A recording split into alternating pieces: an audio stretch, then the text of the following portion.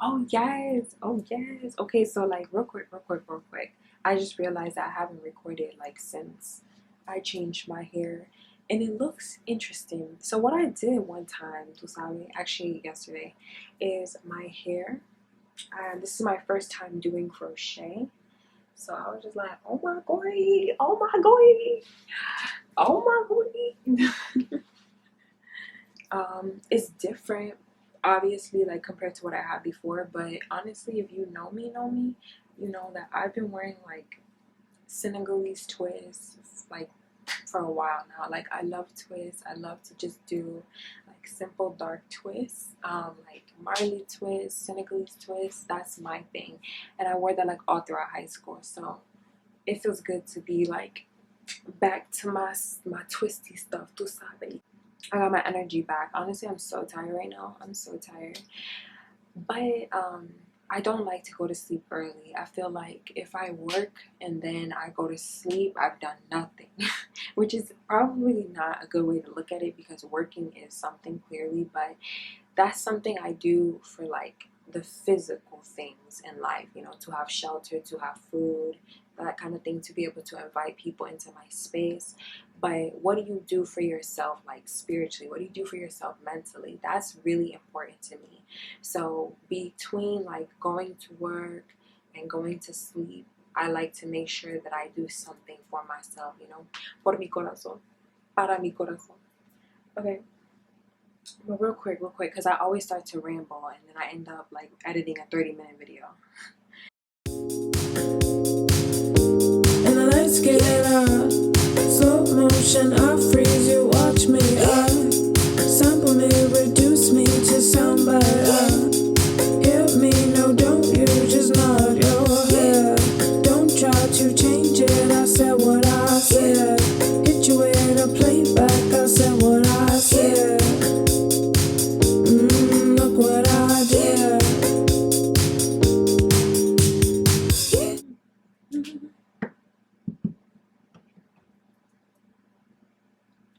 Bueno.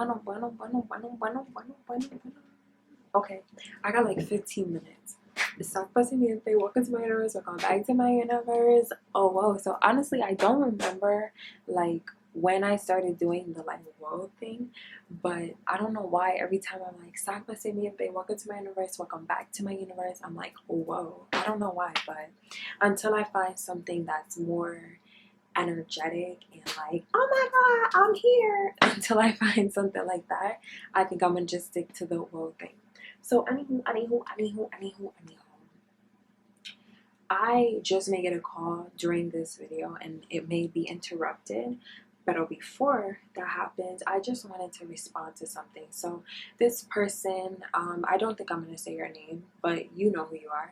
This person asked if she could, you know, talk to me about some stuff, and she actually emailed me like 4 hours ago today while I was at work, and I thought, you know what, there was like a handful of people who asked me some questions and emailed me about their emancipation situation last year. I responded to them like in video recordings, but those got lost when my what is it called, my backup drive, or that the hard drive thing that got compromised, that got messed up.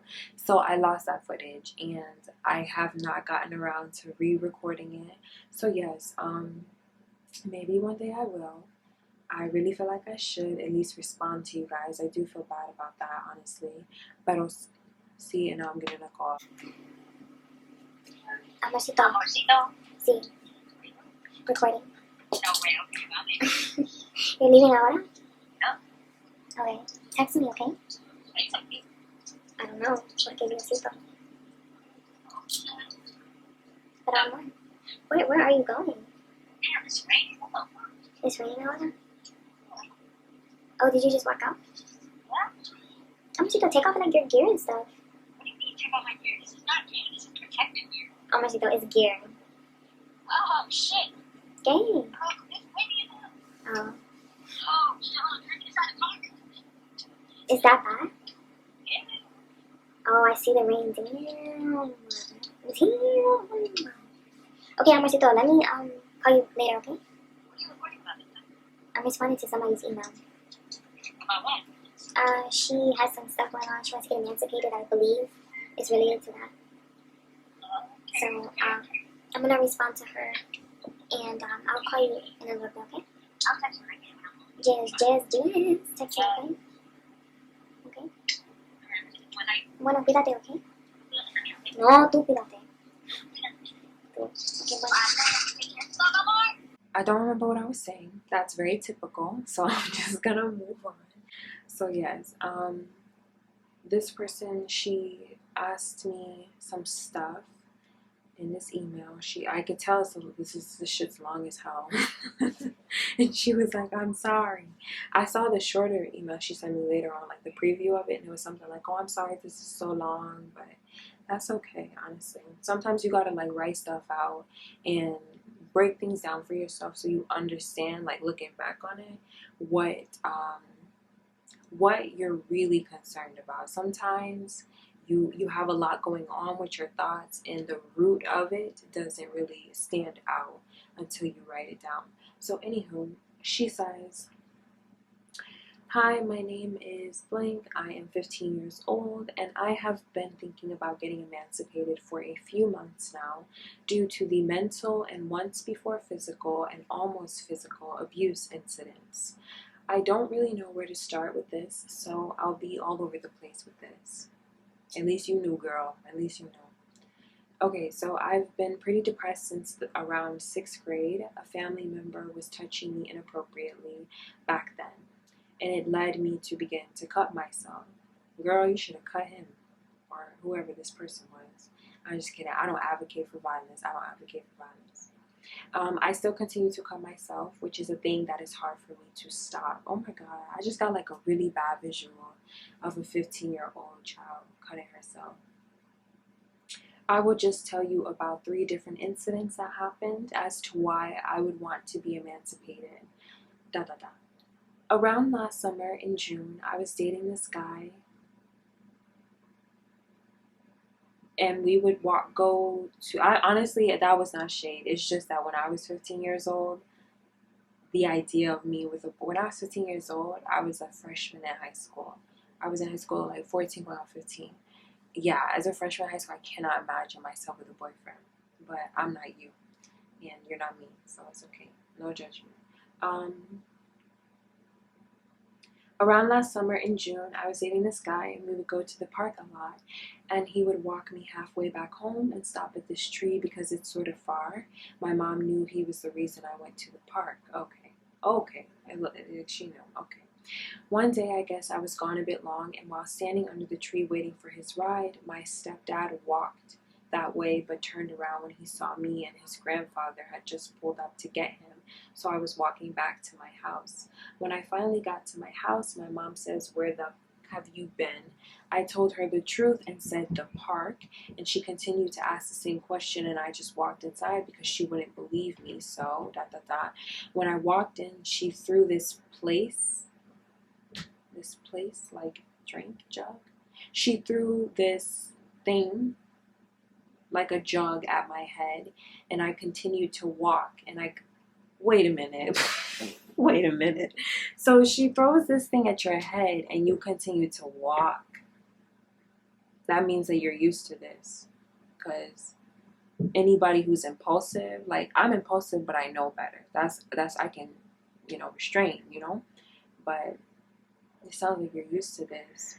I continued to walk, and I got to my room and sat down on my bed, and she said, I should stab you, bitch. As she was reaching into the into the dishwasher to find a knife. She instead grabbed a pot and was walking towards me with it. My stepdad took her away. I found out he told her that I had gotten out of a car with a black man, and that's a complete lie. Oh no. So it sounds like both of them are like really, really messed up. Why would he say he saw you? That's the thing about parents, though. Sometimes, and it's not just parents, it's people. You will look, and you will find what you're looking for. You will look for something, and until you get it, you're like, that's the truth, but I'm gonna ignore it. that's really what's going on, but I'm gonna come up with something different. I mean, honestly, I can't take your word for it because I don't know you. I can't take his word for it. But based on what you're telling me, if he said this is what he saw and then ran back and told her when he knows that you are in a position where, I mean, somebody's saying that they will stab you. My mother used to look me in my face and literally demonstrate that she would rip my eyes out. She would say, my mom speaks like broken English, so she would say like, "Esta, I'm going to break your eyes. I'm going to pull your eyes out and make you look at them, okay?" Like, my mom would like tell me that shit directly to my face and demonstrate herself scooping my eyes out in front of me, like on some weird shit, you know? So for him to know the kind of like dirt that your mom be on, like for him to know how your mom is violent like this, and then for him to go provoke her and tell her this stuff, it sounds like you don't have an ally in your house, at least not yet.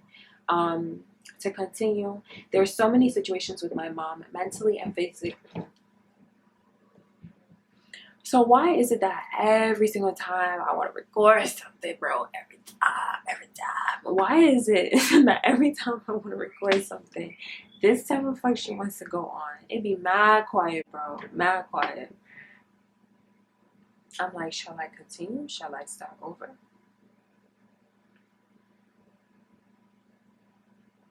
So to continue, it says, there are so many situations with my mom mentally and physically abusing me. It'll be a huge book if I told you everything. Sorry, this is getting really long. No, it's okay, girl. Also, I go back and forth to my mom and grandma's house, as in moving, because, oh, so you move, so you live in between the two, because of the mental abuse and sometimes physical. Once before, a few months ago, my grandma and my dad stays here too. Oh, so your dad stays with your grandma? Got into a heated argument, and my dad had gone outside and come back in while my dad was gone. Oh, girl. Honestly, I'm sorry. It's just that there are no commas, so I was struggling. This is a run-on sentence, and I'm a writer, so I'm not judging. I'm just calling it out. This is a run-on sentence. Once before, a few months ago, my dad and my grandma and my dad stays here too, got into a heated argument. My dad had gone outside and come back in. While my dad was gone, my grandma went and grabbed a gun. What? I'm so sorry because this is not funny. It's not funny. It's not funny. It's not funny at all. Trust me. I'm scared for you. I'm beyond scared straight for you. But I didn't expect this, honestly. That's why my voice got higher. Notice I said a gun because I was like legit like, what? Your grandma? Tu abuela? Like, really? So while your dad was gone, while my dad was gone, my grandma went and grabbed a gun she had and threatened to blow his brains out. And I really just don't think I need to be around situations like that. No, girl. You do not. Bro, if your grandma is packing, I'm gonna need you to do yourself a service. I need you to do yourself a favor and get out of here. I don't even need to read the rest. You gotta go. But I'll continue. She threatened to blow his brains out, and I really just don't think I need to be around situations like that. I walked across the street and called my mom, and she came and picked me up, but laughed about it when I got in the car with her, like the situation wasn't serious. Okay, so what you just pointed out to me is a pattern, a generational curse, and like a generational immunity to violence and the dangerous and everlasting effects that you have on people when you traumatize them like this. I've been held at gunpoint, so I know what, and I was young. I was in elementary school or something, like maybe 5th grade, 4th grade. My little brother was like 4 years old at the time, and the guys who broke in, they held guns up to me, my mom, my little brother, told everybody, and they were like, do you want to die today? That kind of thing. So, I could tell you, like, it's very traumatic to witness stuff like that, to have your life be in jeopardy, and to be put in these kinds of positions, and this is your mom, this is your abuela, like this is your grandma, this is your dad. and your stepdad, like you, it doesn't sound like you have an ally. And as a young girl, I'm already scared for you, because typically when young girls are abused, if a man or a woman can get away with abusing you in one way, they will abuse you in other ways. If they verbally abuse you, most likely they will begin to physically abuse you. If they physically abuse you, they will begin to sexually abuse you. If they, you know what I'm saying? Like this kind of stuff only persists. It only persists because for every action there's an equal and opposite reaction, right? So for every good person, we are all good and bad. We all have those capabilities within us. But for every person who strives to be good, there is somebody who is dealing with the devil on the low, todos los días, every single day, you know? That's just how it is, unfortunately. And it sounds like you're outnumbered. It sounds like you have a lot of negative people around you that have no problem putting your life in jeopardy. They have no problem pulling guns out in front of you. I'm sorry, but I think some people's parents like to do their kids a service by pretending like the world is something they can protect him or her from, you know, and one of the ways that parents will do that is by not showing you violence, by not pulling a weapon, by not cussing in front of you. I never heard my parents, you know, say cuss words or any, actually, they said in a different language, but they knew I didn't, or thought that I didn't understand. And before I stop this rant, I just want to say, like, there will come a point in your life, and I think this happens when you are young. I do think this happens when you're in your teens, where you start looking around, like really looking around, and being like, who has got me? Like, who is here for me? If I die right now, if I die tomorrow, if I just disappear, who would come looking for me? Like, would anybody care? And when you start to notice that you don't have much of an answer or many examples of people that do have you, like got you right here, that's how the depressions that you fall into, the insecurities that you start to feed and subscribe to, the things that you make agreements to that are actually like really bad, like thinking you're worthless and then believing you are. Like, I think that those things get amplified when you feel like you're alone. I really hope that you have a support system, and I'll continue to read to find out if you do. But I hope that you have a support system that exists outside of your family. Because if I was in your situation, based on what I've read so far, I would call the police. If the police, I didn't grow up like trusting the police. I didn't grow up. My parents did not trust the police at all. When my parents fought, I remember one time my parents, like, they pulled that. My mom, maybe I should be telling my personal business like this. There's some things I try not to say out loud, especially if I put it on the internet, because I don't want to incriminate anybody. But a certain relative, a certain parent held a knife against another parent.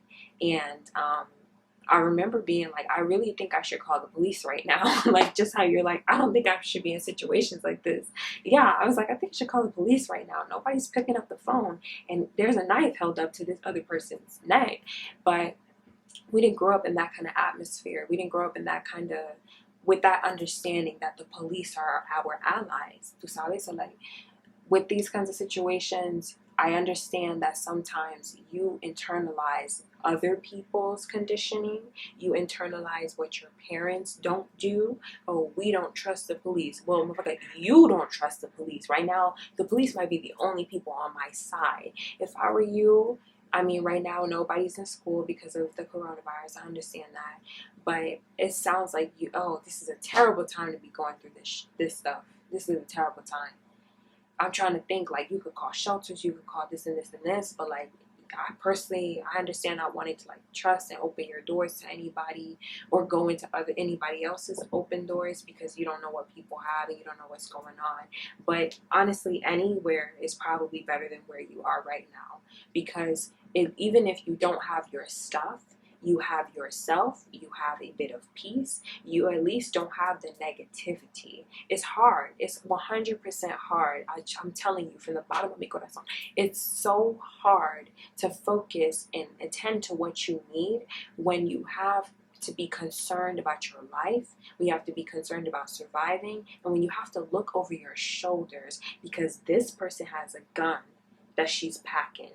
this person will go snitch and run into your mom and provoke your mom, and your stepdad is somebody to really be concerned for. I'm already knowing, because he sounds like the type of person who would try to like do some slick shit to you, try to take advantage of you in different ways, see what he can get over on you, because he knows he can always run into your mom, who's wild enough, I'm not gonna call her crazy, but who's wild enough to pick up a knife and hold it against you, yield it against you. Girl, shit. I'm sorry, but because I would have had to pick up a knife too and say, bitch, let's spar, okay?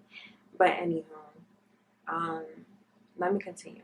So you walked across the street, you called your mom, and she came and she picked you up, but she laughed about it. Yeah, that's a sign that you don't have anybody in your life. You do not have anybody. For her to laugh about that, that's not funny. Regardless of the situation, regardless of if your dad was wrong, your grandma felt righteous or whatever, that's not how you solve problems. Understand and recognize whenever you see anybody who chooses to solve their issues, to respond to their issues by turning to violence. Oh, like, let's step outside, they want to fight or something like that. You did not go to school. You are not literate. You did not learn how to read. You did not learn how to use grammar, vocabulary to be fighting in the streets like some reckless pig. That's just not what we're here for. People who don't understand how to communicate and express themselves, those are the people who resort to pulling guns out on people.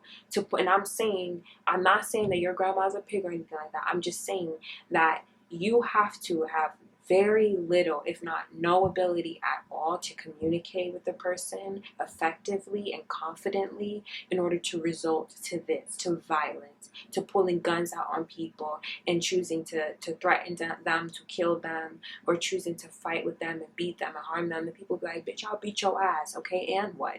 You'll still be an idiot. You'll still be where you are in life. Satan is still coming for you. God don't want nothing to do with you because you're ugly, and God does not like ugly people. You know what I'm saying? Like, so don't ever, and this goes for you and anybody else, don't ever put yourself around people like that. Yeah, they'll fight your battles for you. Yeah, they'll go to jail for you, all that, yada, yada, yada, woody, woo, all that dumb shit. But in the end, that same kind of violent energy can be turned right back around onto you whenever they don't like what you have to say, whenever they don't like what you're trying to offer.